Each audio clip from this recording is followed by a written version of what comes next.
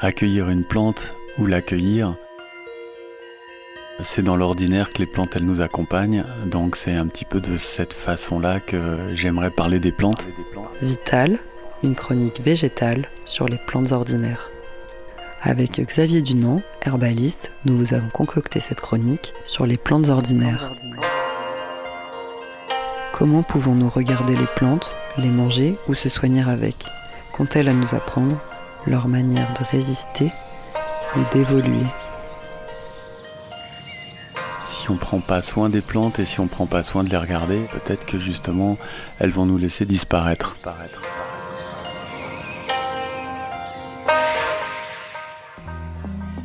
Alors une plante qu'on connaît aujourd'hui comme très invasive, c'est la renouée du Japon.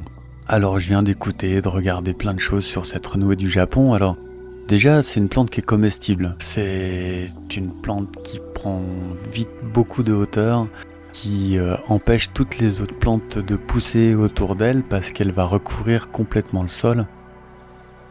En général on ne voit pas une renouée du Japon toute seule, on en voit tout un lot. Et ce qui veut dire que quelque part, s'il y a ce lot-là, c'est que la graine a pu pousser et que donc la dormance a été stoppée et que la plante s'est éveillée. Alors, des graines, il y en a partout. Surtout qu'on a des plantes qui font énormément de graines. C'est rare les plantes qui font une graine ou deux. Il y a des graines partout dans tous nos sols. Mais il n'y a pas toujours les conditions pour que la dormance se lève et que la plante puisse pousser. Et finalement, certains observateurs de cette renouée du Japon voient qu'elle se développe dans des endroits et que elles vont pas au-delà de ces endroits. Parce que, non pas que la graine n'est pas allée plus loin, mais qu'il n'y a pas les conditions pour que la dormance s'éveille. Et ces renouées du Japon, elles ont été introduites plein de fois en fait en Europe, dès le Moyen-Âge. On l'a retrouvée bien au nord, en tout cas dans des contrées où il y a beaucoup de métaux, où aujourd'hui on va chercher des mines. Et en regardant ces terres d'origine, on peut comprendre pourquoi elles se développent en Europe aujourd'hui. Et tout simplement parce qu'on a des métaux lourds qui sont très installés dans certains lieux. Alors bien sûr c'est souvent autour des cours d'eau parce que les cours d'eau ils ont permis d'emmener plein de ces métaux. On a nettoyé beaucoup de choses, on a bien sûr des usines qui sont installées au bord des cours d'eau et finalement dans tous les talus qui sont autour, il y a souvent des métaux lourds. Et donc finalement, la renouée du Japon, elle va s'installer là, ça lui permet à sa graine donc de se développer, à la plante de monter et de monter très très haut. Et ce qui est particulier, c'est que à l'automne, la plante elle va complètement s'affaisser quand le froid arrive et elle va créer une matière très importante au sol. Et ça va être important puisqu'on va créer de la nouvelle matière organique qui va permettre de faire une membrane entre ces métaux lourds qui sont dans le sol, et il y a toujours eu des métaux lourds dans le sol, et finalement de recréer peut-être une couche de matière organique importante qui peut-être un jour pourra permettre de refaire un jardin à ces endroits-là. Mais aujourd'hui où il y a la renouée du Japon, il serait peut-être pas très intéressant de faire un jardin. Une chose que je voudrais préciser aussi, c'est que la plante, elle soigne le sol. Mais si on fait des tests chimiques sur la renouée du Japon, elle n'est pas remplie de ces métaux lourds. Bien au contraire, elle sait donc gérer les métaux lourds, les emprisonner dans ses racines et elle évoluer d'une façon tout à fait sereine. Donc c'est une plante qui peut nous être aussi intéressante parce que je pense que petit à petit des métaux lourds on commence à en ingérer un peu beaucoup dans notre vie. Avec tous nos moteurs, avec tout notre pétrole et avec tout notre charbon, on a libéré beaucoup de métaux lourds sur la planète et donc finalement ça peut être une plante importante. Nous on se dit voilà super, y a une solution et tout va bien.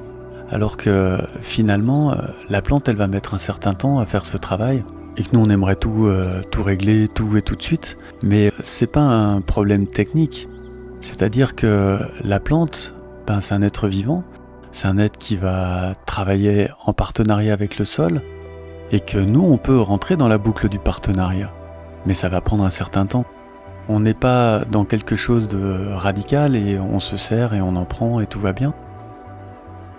On est dans quelque chose de continu et dans quelque chose qui est un vrai travail en profondeur, une vraie relation avec la terre par l'intermédiaire des plantes, elles nous permettent aussi de respirer, puisque, comme je l'ai déjà précisé, la plante, elle fabrique cette super chose qui est les sucres, et elle fabrique de l'oxygène pour qu'on puisse respirer à travers la photosynthèse. Donc, grâce à la chlorophylle, on arrive à quelque chose de sain et de serein. Même si on emprisonnait de la chlorophylle quelque part, on n'est pas sûr qu'on puisse respirer sans les plantes. Donc il faut laisser du temps aux choses et il faut penser qu'on a un partenariat. C'est pas une réponse technique ou technologique, c'est juste la vie qui pousse et la vie qui continue et qu'on a besoin de garder la vie autour de nous et qu'on a besoin de la garder en nous aussi. C'est un échange constant avec les plantes. C'est aussi une chose qu'on peut remarquer en se disant que même si la renouée du Japon, elle existe depuis très longtemps par exemple, ces plantes elles ont évolué en même temps que nous. C'est-à-dire que l'ortie du Moyen-Âge, c'est pas le même que l'ortie d'aujourd'hui. Il a aussi toute une évolution où l'ortie de nos chasseurs-cueilleurs, c'est pas du tout le même qu'aujourd'hui. Ils vont travailler avec nous, ou on va travailler ensemble, ou on va échanger ensemble, des choses qui n'étaient pas forcément évidentes auparavant. Souvent, on se recale sur la médecine ancienne, traditionnelle, on va dire, mais finalement, on a une nouvelle médecine d'aujourd'hui, on se rend compte qu'il y a des plantes qu'on peut utiliser aujourd'hui, qu'on n'utilisait pas autrefois, et qu'on utilisait même très peu autrefois.